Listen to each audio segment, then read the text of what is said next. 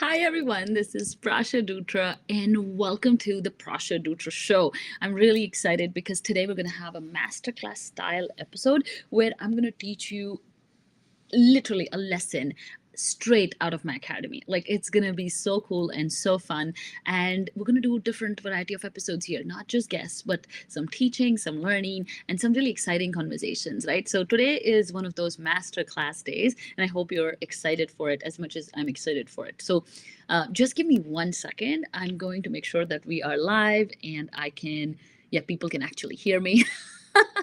Because I remember that happened. So I'm going to make sure that it's all streaming fine. If you are here, feel free to tell me if you can hear me. Okay, I think you should be able to hear me. I think it's all good. Okay, great. Another thing I want to share before we get started is that this podcast is currently live on LinkedIn. We're having some really raw conversations, raw discussions, but in a few weeks, it's going to launch on all podcasting platforms. We're going to elevate all these videos. We're going to have some really cool editing, and then we're also going to have some reels and stuff coming out of it. So we're working on a full-blown post-production work on our end. So stay tuned, and I'll be happy to share the dates and the links and all those cool things. So in case you're not able to find us on iTunes yet, stay tuned and we'll be there. Okay, so now let's get started. Let me share my screen. And today's workshop is going to be, before I share my screen, so today's workshop is going to be about how to elevate your conversations and communication so that you can get a 200K job.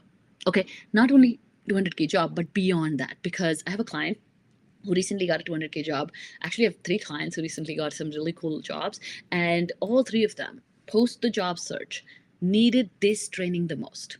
And the clients who are ahead or who are behind in the job search also needed this exact training the most, because communication is the key to success. Like, if you can communicate better, you can get the job that you want, you can stand out of the crowd, and then once you get the job, you can be really successful at it. Because I'm sure you don't want to get into a job and then get fired, right?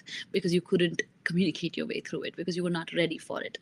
In fact, I was talking to somebody yesterday and they were telling me how much their communication skills get in the way of their success. And they were telling me they're going to do more. She was telling me that she's going to do more in technical stuff and more certifications and more courses. And I was like, but what's the point of doing all of that if you can't even communicate it? So communication is actually the key to success in high performing careers.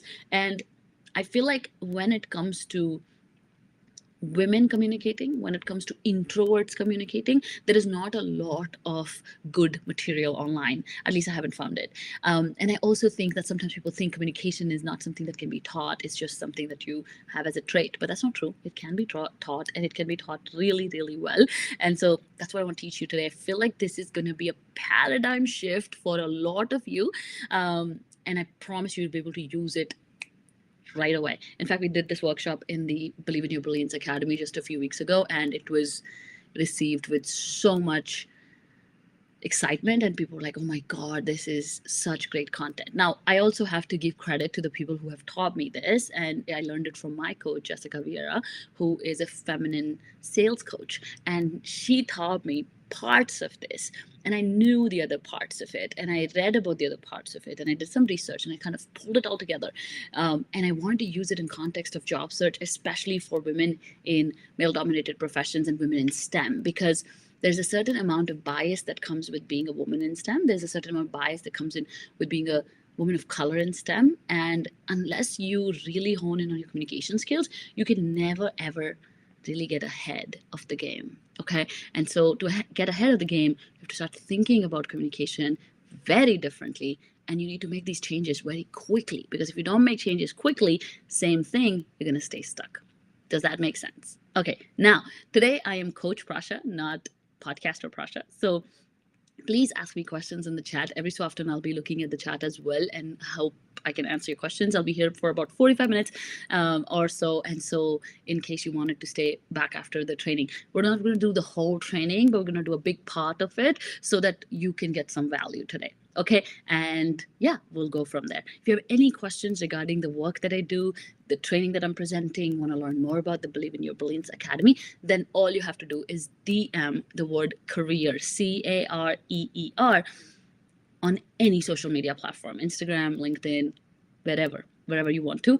And once you send me the DM, we will get back to you and help you in your 200K job search journey, in your next big goal, like whatever it is that you're working on. Okay, I hope that makes sense. Now let's get right into it. So I'm going to share my screen, and this presentation is going to be a Word doc. So I'm just going to be sort of reading through that Word doc and switching between the screens every so often. Okay, so let's do this. Okay, hold on. I'm going to share my screen. Let's see. And I'm going to check on the other side if the screen is being shared. So give me 1 second before we get into it. All right. I don't know if you can see my face. I've never used the screen share option on Restream. So let's see how it looks. Okay. It's showing up on my feed. Oh, that's pretty cool. So it doesn't show the whole thing. Pretty cool. I like it. I don't know if I make it bigger, what happens. Okay, I think it looks really cool because you can see my face too. That's amazing. So let's go through it. So I want to talk about feminine masculine communication for corporate success. It's a fun foundation course inside our program as well. So we're going to go through like parts of it, and I'm going to also look at the comments if you guys are sending any. But yeah, it's a really exciting concept, and I think you're going to enjoy it a lot. So what are we going to cover? So we're going to cover parts of this. So we're going to cover 7 communication beliefs you need to break. We're going to talk about what is feminine masculine communication. Maybe you've heard about it, maybe you haven't, and how to switch between communication styles in interviews and difficult conversations. And lastly, how to continue to develop your communication skills. Okay, let's see how far we get in the time we have. Okay, non-negotiables for all my trainings are: you must be open-minded throughout the training. You should take notes and consume this training again and again. I'm making it absolutely free. Don't think of this as a fix for all your communication problems. And remember, it's a paradigm shift. It's a concept. It's an approach. It's not necessarily a it'll cure everything kind of solution. And remember to stay authentic as you implement these concepts. So as much as I want you to like learn from it, I don't want you to let go of your authentic self, which is really important. So focus on that, and I think you'll really learn from it. And the implementation will be much easier than trying to become someone else. Okay. Now, the disclaimer: when implementing these lessons, be sure to follow through with as many exercises as possible. If you skip, you will not be able to use the concepts well. Practice. Again, there's no other way to change. So I hope that makes sense. Now let's go into, and this is more so for the people in the program, but yes, if you learn something, make sure you implement it. Otherwise, what's the point? So the first thing in all of this is the 7 communication beliefs you need to break right now. So by this time, you probably know that everything starts with beliefs. So this is big in my academy. My academy is called Believe in Your Brilliance Academy for a reason. And the reason is that belief is everything. So if you don't believe in yourself, nothing is going to work for you. I'm telling you, nothing. I use this equation: action times belief is equal to result. And if belief is 0, no matter how much action you take, you're not going to get any results. Okay, so beliefs are a big part of any change or any progress or any success. So I want to share with you a story of a lion. Okay, I'm sure you've probably heard of this story. A lion who was raised amongst sheep, and for years he did not know he could roar. Then one day, another lion spotted him in the sheep herd, and he told him the truth. You are a lion, not a sheep. You can roar just like me. The lion didn't believe him. Then the other lion took the other lion to the river and showed him his own reflection in the river water. The moment of truth for the lion was to finally see who he really was. And instantly he let out a loud roar. He finally sounded right. He claimed his voice and identity. Then I'm guessing he also ate all the sheep. Like, probably. Joking. I don't want to hurt anyone's feelings. I hope everyone live happily ever after. But the point of this story is that as a woman in STEM, you've been raised around men, right? And you've forgotten your own voice, your roar, right? You have embraced the masculine form of communication so much that sometimes you can't leverage your actual superpowers. I am the other line in your story, someone who can see what makes you you. And now I will show you how you can roar without trying to hide your voice and assert authority in every situation. I'm also going to show you how you can bring your feminine roar to the masculine world that you're a part of. And if you're switching between the two communication styles, you could do it very authentically. Okay, I hope that makes sense. But again, for this to work, there are 7 beliefs that you need to break right now, and maybe a few more times before this becomes your second nature. So beliefs have a really bad habit of constantly coming back and not getting done, not getting fixed. So that's why you might have to practice these again and again. But the first belief that people have is feminine communication is weak. It may appear to be softer, but it's actually very powerful, way more powerful than masculine approach. Number 2, feminine and masculine are associated with gender. I mean, I just did that right in my story, but in reality, it's not just a gender thing. It's a style of communication, and it's more like feminine masculine energies, maybe almost like yin and yang. Some people think masculine is better than feminine. You were raised to believe anything too girly is weak and not the right way to be successful. That's the biggest lie you were ever told. Both energies and communication styles have their place in your life.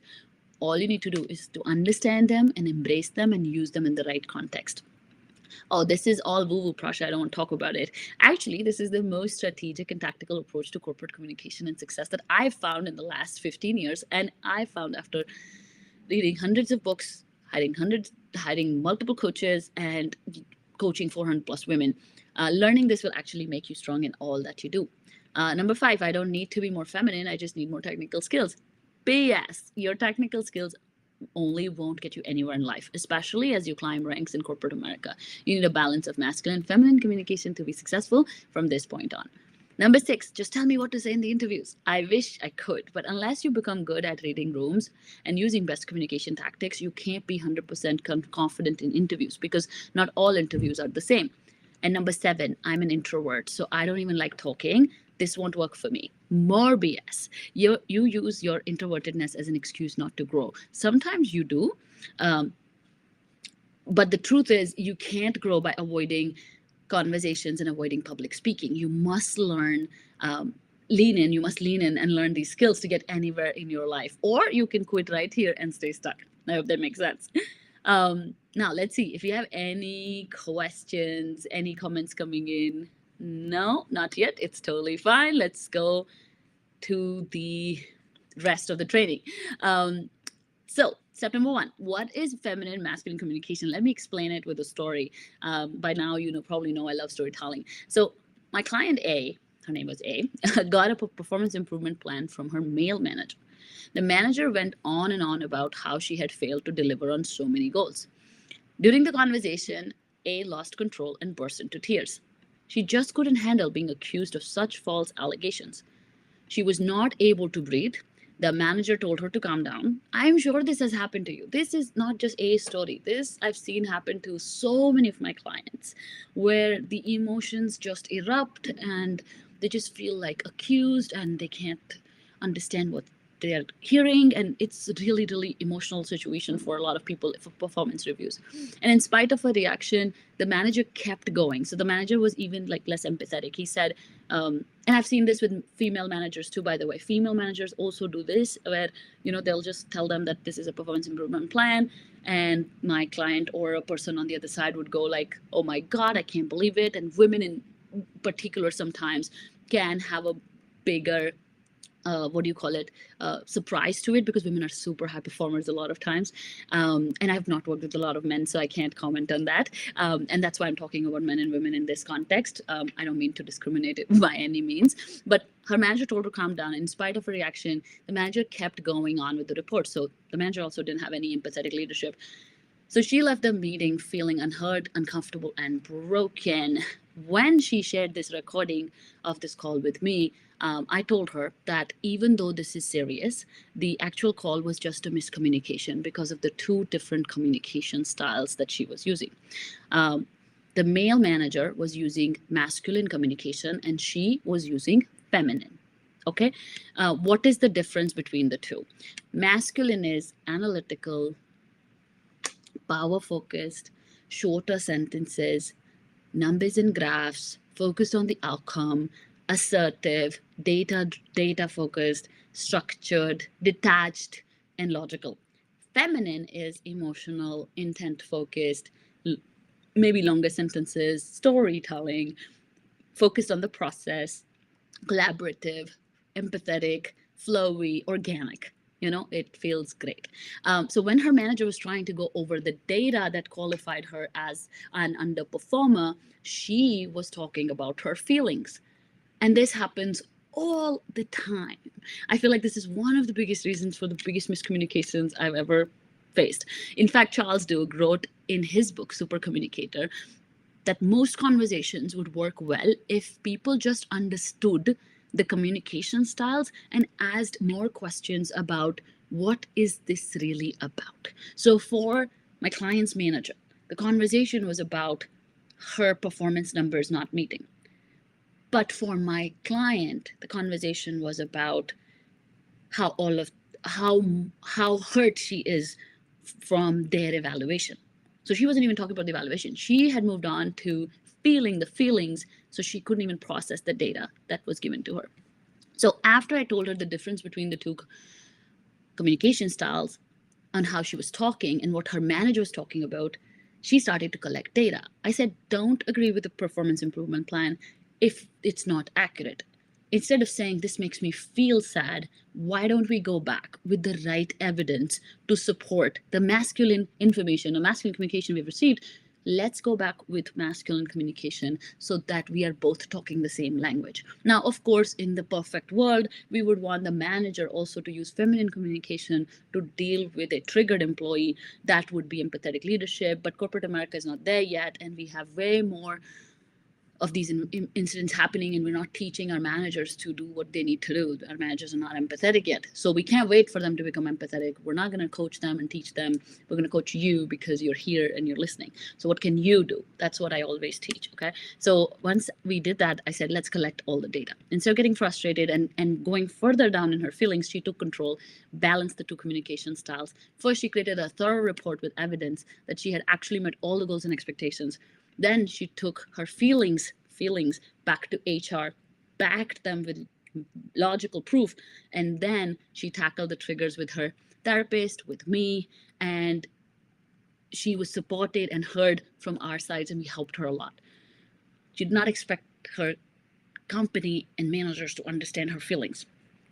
She had the support system for all those feelings, but she did express her feelings so that people know how she feels because of all the data she had collected. What happened in 3 weeks was incredible. All her data pushed the company to launch an investigation into her manager and how he has been not really good with her over the months, and they withheld her PIP, so she won't lose her job.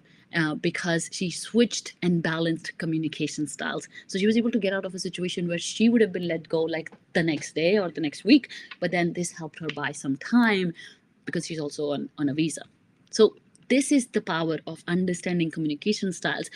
People who use one form of communication more than other struggle with processing the other communication styles. So meaning if your dominant communication style is feminine, you probably don't understand data really well, or you don't appreciate a data-driven conversation. If your style is masculine, you don't appreciate feminine. It's just a weird human thing.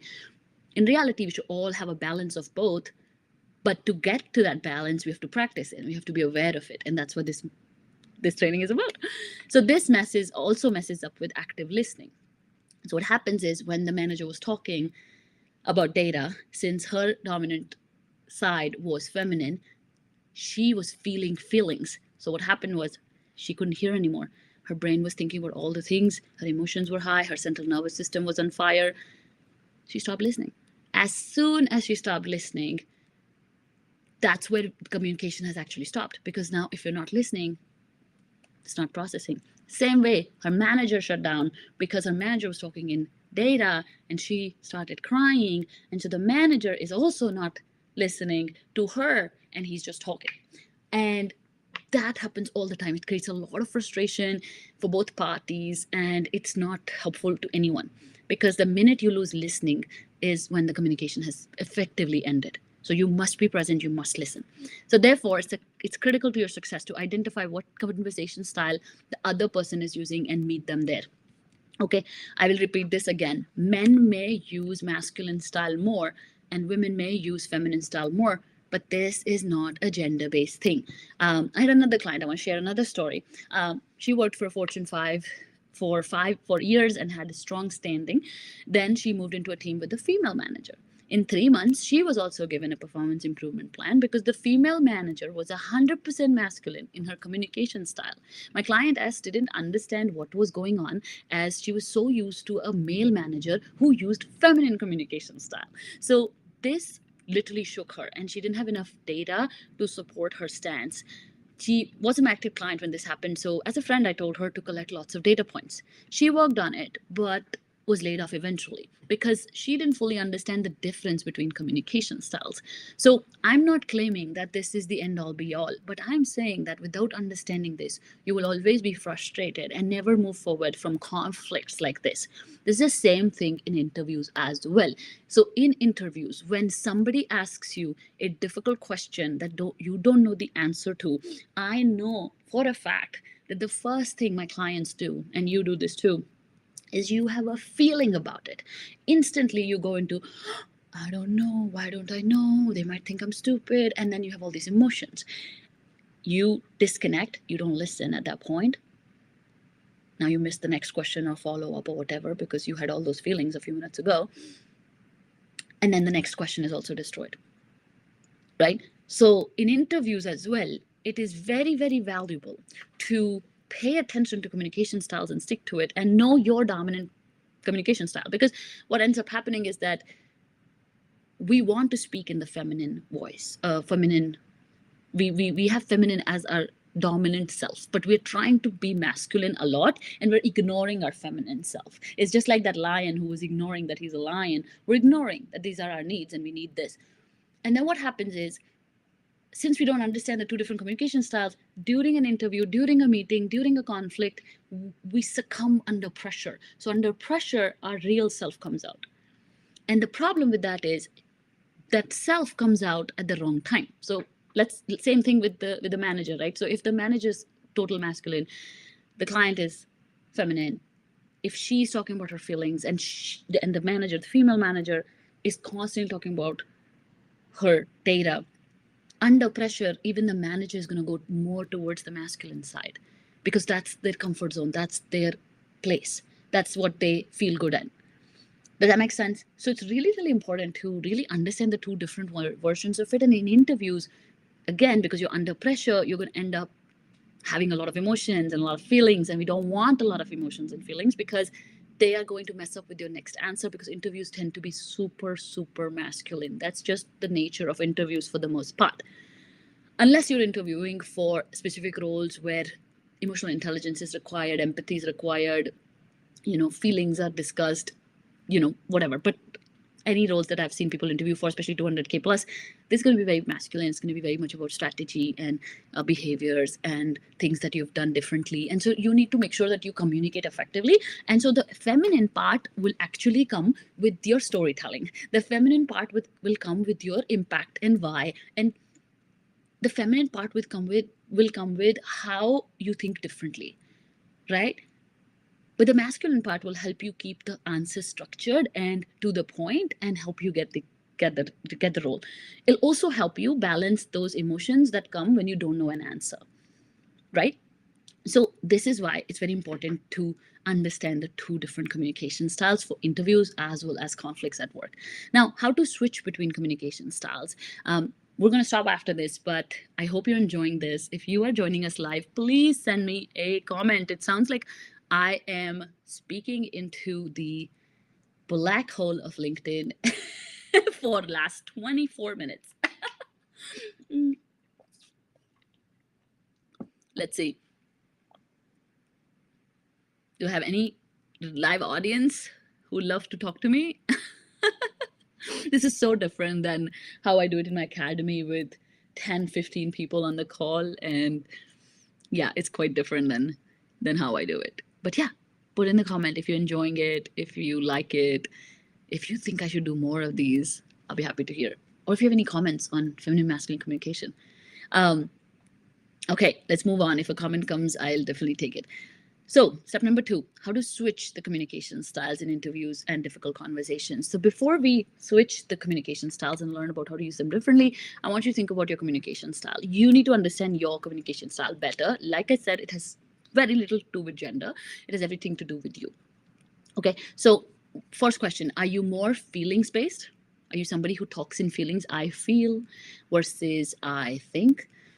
Or you're somebody who loves data. Maybe you're quoting data to your family people members. Maybe you talk in analytical sentences, or maybe you ask people how are they feeling about something. Are you authoritative and issue directives, or you're collaborative and empathetic? I can tell you for a fact that I'm a very masculine mom, meaning when I am with my family or with my son, I'm always about let's do this, let's go, let's like no, like and my mom is collaborative and empathetic. She's more like, oh, how are you feeling? What would you like to do? And it's different, and both are effective, both are true. But yes, you need to ask those questions to yourself. And Sneha has asked how to identify my communication style. That's what we are talking about, Sneha, like how to identify it. But yeah, Anu, thank you for listening as well, joining us today. Last week was your episode. I loved it. But yeah, so you have to ask yourself some of these questions. I probably know what you're thinking. You're thinking, what's the right answer? But trust me, one is not better than the other. There's no right answer. And we need to embrace both. Whatever, we need to embrace both, and as leaders we need to understand both as well. So there's no right answer, by the way. So some of us are predominantly feminine, some of us are predominantly masculine. A lot of people in STEM usually tends to be more masculine, but what I want you to understand is what is your natural style. So how do you talk to your family is probably your natural style, because at work you're sort of making it up, right? So what are you like, what is your way of communicating in your family would probably be the best way to understand. I have some examples coming up in a second too. Anu said, but Prasha, isn't it fundamentally unfair to keep all interviews more masculine? I don't think it's unfair, Anu. Thanks for asking that question. I do think it's a great strategy because most interviews are masculine. It has nothing to do with, again, it's not about fairness, it's not about gender, it's not about equality. It's simply the structure of the conversation, right? Like, so it's almost like there is a decorum for everything in life. So when we go to interviews, the decorum is masculine in terms of what is asked of us and the structure of it and what is the intent of that conversation. But if we go to a therapy session, it's intended to be feminine, right? So I don't think there is any fairness here. It's just simply how it's structured, because an interviewer would appreciate data and impact numbers more than he would appreciate how you feel about something, right? So bringing emotions into it might just confuse people, and it also will not land properly because the person in front of you has come with a set of questions and they have a structure and they're super masculine and they're like boom boom boom, tell me the answers, let's move on. And so you could still tell stories, right? Like I said, storytelling, if you weave that in, that's going to make it really nice and feminine. It's going to make it flowy, it's going to make it organic, turn it into a conversation instead of Q&A. Those are the ways to bring in the feminine side into interviews. But in general, it's a good rule of thumb that they are going to be more structured, and it's good to leave your feelings outside the door, because if you bring your feelings, it's probably going to mess up way too many things. So, and especially it's going to trigger you, right? So that's the problem. When somebody asks you a question and you can't answer it right away, if somebody asks you a question, you can't answer it right away, you tend to feel the feelings, and that feeling will take you out of the interview and you'll definitely not get the job. So I want you to avoid that at all costs. And then when you come home, you journal, you talk to your coach, you talk to your therapist, you work through the feelings. So we're not saying to ignore your feelings. We're saying there's a time and place for those. And switching between communication styles can help you balance the two. So I hope that answers your question, Anu, but it's definitely not about fairness or anything like that. It's simply about getting the best out of a conversation without falling into a miscommunication trap. That's what this is about. So when you're thinking of your communication style, don't overthink it. Just write down your dominant communication style. So Sneha, let me know what comes to mind when you think of your dominant style. Are you more feeling based or are you more data based? Are you somebody who's a lot about empathy and emotion, or are you somebody who's more about strategy and numbers, right? So let me know. It is not that complicated. And also you will have different types of styles throughout your journey, but one of them is, I'm telling you, is going to be very, very what do you call it, dominant. So like I said, even when I'm talking to my family, my dominant style is masculine, right? um, in fact, my dominant style is so masculine that when I'm talking to my coach or a therapist, I find it hard to talk about my feelings because it's not my commu- dominant communication style, right? So Sneha, you're probably more feminine, which is totally fine. Feminine communication, not that you're a more feminine female. I'm just saying feminine communication. All right. So once you have it, let's see how you can create that balance, because it's all about balance. It's not about one over the other. It's not about, oh, you suck because you have masculine communication style. No, it's about the balance. Um, okay. So I invite you to start by, I know this can be very controversial. Maybe saying it on LinkedIn would not help either. But I'm actually going to take this away. So you can record your next manager one-on-one, and you can re-listen to it back to back. Inside our coaching, we might have our clients do it for us so that I can listen to it and I can help them. But you can do that and have real life examples of how you could have balanced. So if you were in the academy, I could help you with it. But if you're doing it on your own, just see if you can record a few of your conversations and listen back to them, and I promise you it'll jump at you. And then again, here's a cheat code of like what type of communication styles to use in different settings. Manager one-on-one would probably be very masculine, because if you stay masculine in a one-on-one, I promise you, you will get promoted faster, because instead of talking about your feelings and a lot about like day-to-day nonsense, you'll be able to organize the data, put it in a right format, show them how you're adding value, and then get promoted fast. HR interviews, masculine and feminine, they can be both. But in HR, you can talk more about like, I want this kind of culture, I want this kind of mental health resources, I want this kind of stuff, this is my family situation. That's where you can open up as well.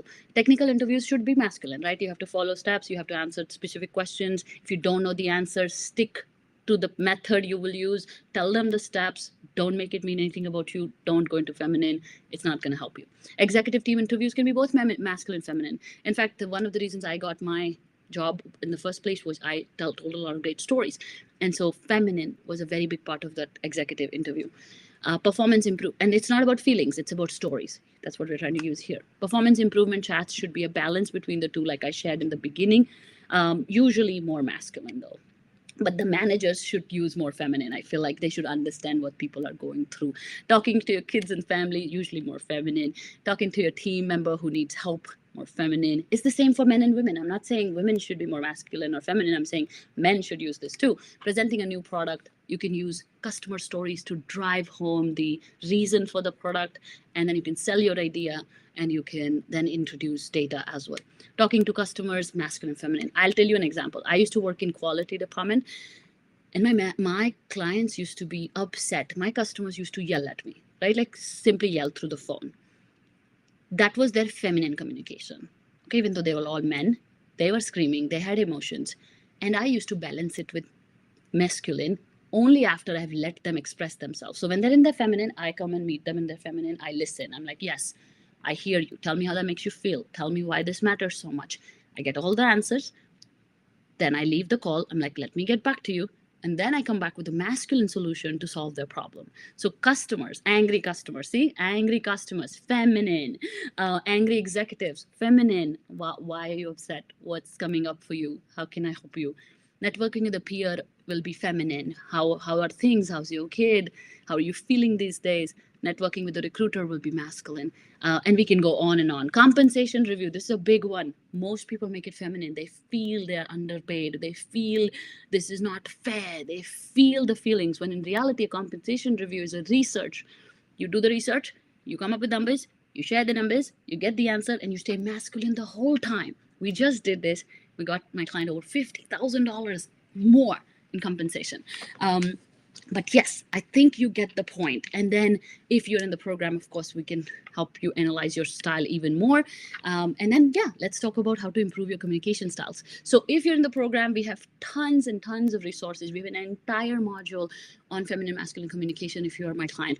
If you're not my client, it's okay. All you have to do is send me a DM with the word career, and that is going to be the the start of our relationship, where I can then come in and tell you more about my program.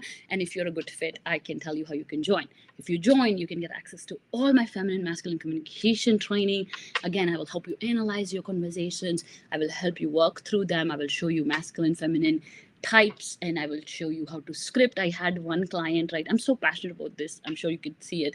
But I recently had a client who needed to discuss pay disparity. And that was such a great topic because I've done this before with another client of mine from a really big company. And it was so cool because we used masculine communication to drive home a topic which is super feminine, right? When we have pay disparity and pay gap, we are very sad. It feels wrong. And it brings up a lot of emotion. In fact, she was struggling with this for 4 weeks before we switched communication styles. And we said, no, let's be masculine and let's get this done. And she got it done. And chances are she'll be fine. She'll get the days as well. But that's the power of this training. If you understand it, and again, I'm not saying this is perfect. I told you from the get-go, I'm not saying this is the end all be all. I'm not saying this is perfect. I'm not saying this is the only way. I'm just saying think about the situations you're in and think about the styles of communication you can use. And these are the two unique ones that I've recently been using for at least 12 to 14 months now in my communication, my sales calls, my coaching calls. And I've been finding it really, really great. And it has been working really well for me and my clients in many different situations. So I hope this was super helpful. And I just want you to like sit with it. Maybe I overshared, maybe I gave you too much information today to process, but I hope one thing stays with you. So if you're still watching, put it in chat. What was the one thing that stayed with you? If you loved what I had to share, this is what the Believe in Your Brilliance Academy is like. It's like new ideas, paradigm shifts, changes that happen quickly, and results that will change your life. So send me a DM with the word career, or send me a DM with how much you enjoyed this conversation. And we'll go from there. And now I'm going to read some comments. Thanks for everyone who helped me get some engagement today. Pradeep said, it was good to understand it's about mindset when everything goes against one, as in this case, finding support systems and finding strategic strategy towards, I didn't understand the last part, but okay, I love it. Sneha said, I'm feeling based. My colleagues are data and analytical based, and I looked up to more competitive. Do you cover how to conduct one-on-ones with your manager? Yes, actually how to conduct one-on-one with your managers is a part of my program as well, Sneha. So send me a message. Let's see if I can help you. If not, I'll be happy to just send you some resources as well. But yes, how to cover them masculine, that's really important. Like your colleagues are more masculine, Sneha, maybe when you speak to them, you can also be more masculine, and then the feminine is going to be a part of your brand. That's your authenticity. Okay, that's why I told you, don't just mindlessly use this, use it in your flavor. Okay, and next time when you're having a lot of feelings, make sure you journal them or put them, or deal with them with your therapist or deal with them with your coaches, but don't bring them to the one-on-ones, don't bring them to the team meetings, because then what happens is you don't pay attention and you cannot participate. One other thing I would say, Sneha, and anybody who's dominantly feminine, is that the biggest feminine superpower in communication is active listening. Like I said, empathy, phenomenal superpower. But if you have your own emotions, then you cannot be empathetic because you're not caring about the other person. You're not listening to the other person.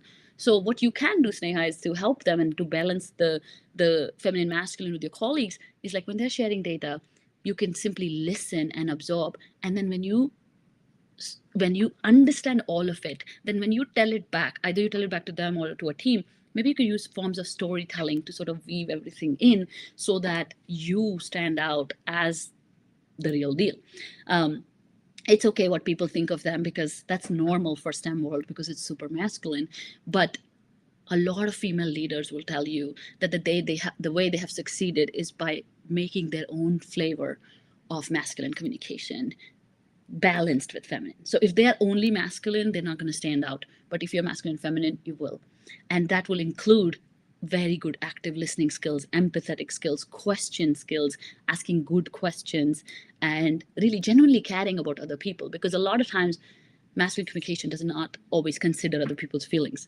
So if you can do that for people, I feel like you can transcend these issues at work. But yeah, if I get a chance to coach you, I will help you with all those scenarios. I love it. Send me a message. Anu said, every session, as always, Prasha, I know where my femme masculine communication balance is tilting a bit. Love it. Awesome. Pradeep, if one not to the answer, maybe due to stress situation atmosphere, what would be the best answer one can give? Are we talking about? Okay, so Pradeep, I don't know the full context of the situation.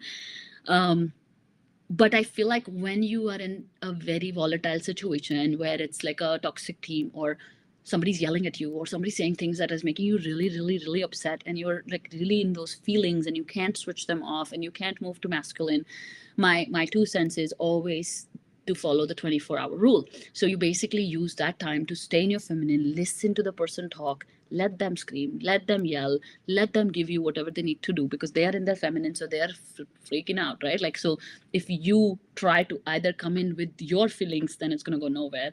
But if you try to come in with your masculine, it's still not going to go anywhere. So when somebody's upset, like I said, in angry communication, angry customers, you simply just stay in your feminine, allow them to speak, take notes, be quiet, be empathetic, do all of that. Once you've done that, then you take a 24-hour pause. You don't need to respond right away. Even if they want you to respond right away, you should not respond right away. It's most of the times you have certain rights in a lot of these situations. So take your time. Be like, I'll get back to you in 24 hours. Right? It's too much for me. I really need to step away. And that's okay. And then you take all that information, you step away, and you build a plan. 24 hours, you build a plan, you do your research, then you come back with masculine next day. And that is going to help you come up with the best answers, but it's also going to help them balance their feelings that they were feeling the other day. The masculine is going to help that. But in that moment, there's nothing you can do. If somebody's screaming at you, if there's very too much stress, it's best to listen rather than feel. Right? So listen, be empathetic. Okay, I see what you're saying. You're feeling all these feelings. Tell me more. Take all the data. Be like, can you give me 24 hours? Let me get back to you. And in 24 hours, you can come back to it with that. It actually happened to me. Let me share a story without sharing too much details. But at one point in my career, I had a really big conflict with a coworker. And it was not fun. It was not fun at all. And so what I had thought was, I'm just going to let it, like, I didn't think that this was going to happen that day, but it happened. It became really volatile, it became really toxic. And I was like, wait a minute, what should I do? So in that moment, there was a lot of feelings, right? Everybody was feeling a lot of things. I had two options: to actually react that same day and get myself in trouble too, or simply just leave. So I just left the situation. I went home, I fell asleep. I did not do anything about it. Next day I came back, and then I went into my masculine. I collected all the data, just like I taught my client. I collected all the data, all the evidence, all the things, wrote a really nice timeline, put my word into the email, and then I shared that with my manager and my HRs that this is what has happened. The other person, however, was still in their feminine. They just kept feeling all the feelings, but they didn't document anything. They didn't have any evidence. And unfortunately, it didn't go well for them. But that's kind of how I dealt with that situation. And I really think that it was my, it's a part of your EQ, right? Like feminine, masculine communication, being able to switch between communication styles, being able to be empathetic at one point and not be empathetic at one point, or be more like a leader at some point. All of this is a part of your emotional quotient. But the problem is sometimes we haven't had enough life experience to have that EQ. We haven't had mentorship. I had some phenomenal mentors all my career. Everything I know is because of mentors. Even when I was in my 9 to 5, some people would really volunteer their time. Actually, one of them, Rick, actually, I just messaged him yesterday saying, I still teach the things you taught me all those years ago. So and some incredible mentors. So a lot of us don't get that. You probably didn't have a mentor like that who could teach you these things. So that's why I am very open about these conversations, because I want to teach you, because other people know this, and because they know it, their EQ is stronger, and because their EQ is stronger, they keep getting promoted, and you don't. And so let me help you change that with conversations, with masterclasses, with coaching, with my program. Whatever I can do, I can totally I will totally go above and beyond to help you with it. Okay. So yeah, with that being said, I think we are almost on time. Pradeep just gave me an explanation of If you do not know the answer, oh, maybe due to the stress of the situation, what should be? Okay, yeah, that's fine. Pradeep, that's regarding the interview. I understand. So what you should do, yeah, it's okay if you don't know the answer because you're in stress. That's what I'm saying. Your stress is taking over and you're going into the feminine communication. What you want to do is stay calm. Number one, keep your central nervous system as calm as possible, and use that time to switch communication styles. So for a minute, tell your central nervous system to stay calm. Take a deep breath. Take a few deep breaths, and then come back with like, the answer's not coming to me. However, here's an example of something similar I've done before, or can I get back to you on this later? And that's how you kind of deal with it. But if you let the stressful situation get to you, the problem is that they are actually interviewing you to figure out, how you respond under stressful situations. So if you don't respond properly under stressful situations, then you're probably not going to get selected, right? So this is why it's important to stay calm. If one does not know the answer, what would be the best answer? Yeah, exactly. In a technical situation, that's what I'm saying. Make sure the feelings don't get to you. Number one, take deep breaths and then answer the best you can. So either you answer a similar technology or a similar tool that you worked with and give a similar example that if I can do that, I can also do this. Pull an incident where you learned a new technology in the past and how you could use the similar steps to learn this new one too. Or ask some follow-up questions on where that technology is used and why they're asking this question. That will help you understand the context of it. Or lastly, if you don't know the answer, be honest and be like, I don't have experience with it. And that's fine. But then, of course, back it up with what do you have experience with, right? But for example, if I'm in an interview and they say, do you know Python? I wouldn't even know what to say. I don't have any parallel experience. I don't know anything about it. And if the role needs Python, I shouldn't even get that role. So thank you very much. I'm just going to say, sorry, I don't know Python. Maybe this is not going to be a good fit if Python is a big requirement. Do you see what I mean? So yeah, so that's how you deal with some of these questions. The answer should not always be right. There should not always be an answer. It's a conversation and you can deal with it. I hope that helps. Sneha has one more question. My manager thinks my work is of very less difficulty. How do I communicate the value of my work? Same thing. That's what you need to do. If your manager thinks that your work is less difficult, then you need to advocate to find out how you can get more difficult tasks. And you also need to organize your one-on-ones. You also need to organize your goals, and you need to align them to your company's objectives, and then you need to track them, and then you need to advocate for better goals and better projects. It's a lot of work. I'm not going to lie. It's not something, I mean, I could do a workshop on how to do manager one-on-ones. I'd be very happy to do it, but it won't solve all your problems because Sneha, there are many things that need to happen in your situation. You need to also probably do a thorough skill gap analysis. You need to understand, if you're in the right job or if you're in the wrong job. And if you're in the wrong job, then we need to figure out what would be the right job. Maybe there is another job in the same company that you can go towards. Or if you have a skill gap that can confirm that you can bring so much more to the table, then we can always advocate with those data points to our manager, and then we can collaborate to move the needle forward. Okay. The problem is if you are not doing impactful work, Sneha, then it's going to impact your growth in the company. But the biggest problem is it's going to impact your career growth overall. I had a client who worked in a company for 5 years, and it was a great company, top 5, Fortune 5. And when we did a skill gap analysis, we realized that they hadn't even included her in a stakeholder meeting in 5 years. They had not included her in any cross-functional team conversation. They had not included her in anything. And so now she has 5 years at a great company, but no transferable skills whatsoever because they just pigeonholed her in one project and that's it. And that's hard because now even if she learns things, even if she does things, it's going to take her another year or two to actually move into a different role. And that would take a lot of advocacy and a lot of, she'll really have to push hard at work to get those skills.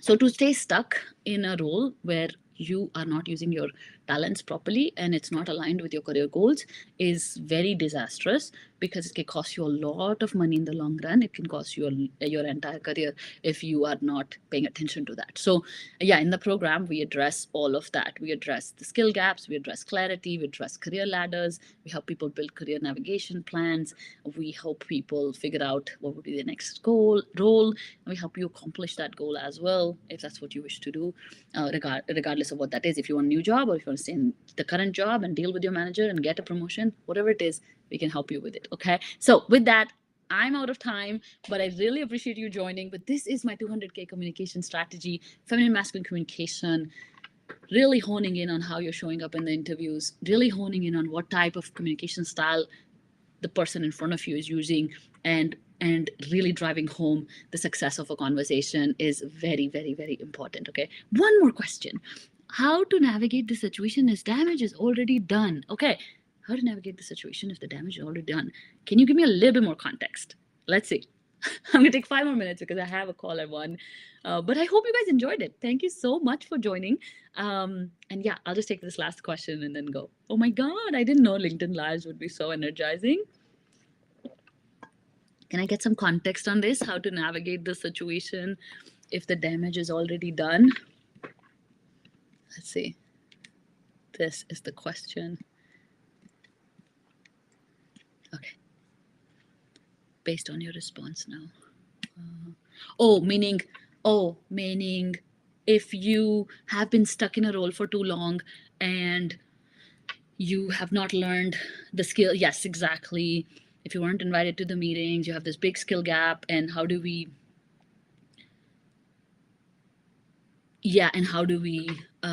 skill gap analysis if you weren't invited to the meetings? Yeah, exactly. So it's fine, Sneha, that you can actually come. Like I said, you can send me a message. I can tell you how my process works. We can get on a career. I usually do a career strategy call. It's totally free. I can go through some of these pointers with you of like what's going on in your current situation, deep dive into what's happening, and give you a pathway if I can help you. But you can get out of that situation for sure. Like even my client that I was talking about, we had created a plan for her, and she interviewed for some of the big companies, but she had a life situation change, so she couldn't move forward with it. Something changed in life. They started to grow their family and stuff, so she decided not to go with that job. But she now knows what would be the best next roles for her. She now knows how to get out of the pigeonhole. She now knows how to manage a manager, and she's advocating at work as well to get more of those projects and get more of those skills built. So yeah, so we could totally help you with it. It's just going to take me assessing your career situation in depth. And yeah, that's why if you guys send me a message, career, the word career, and give me a little bit more context, we will chat, and then we'll see if the call will help you. And it's a totally free call, so I'll be happy to do that. And yeah, thank you so much, ladies. I was very emotional, but now I'm very resilient. I love that for you. There are 2 Snehas here. But yeah, thank you so much. And yeah, I really appreciate you guys joining, and I will see you next week on the Prasha Dutra Show with a phenomenal guest, actually one of the biggest names in Instagram, really big on LinkedIn. She's a LinkedIn instructor. Okay, I'm going to just like drop a bunch of clues. She's a great career coach for international people, and she's a really good friend. So I'm very excited to be interviewing her. So stay tuned. I'll make the announcement in a couple of days, but I'll see you next week, Wednesdays at noon. Take care. Bye.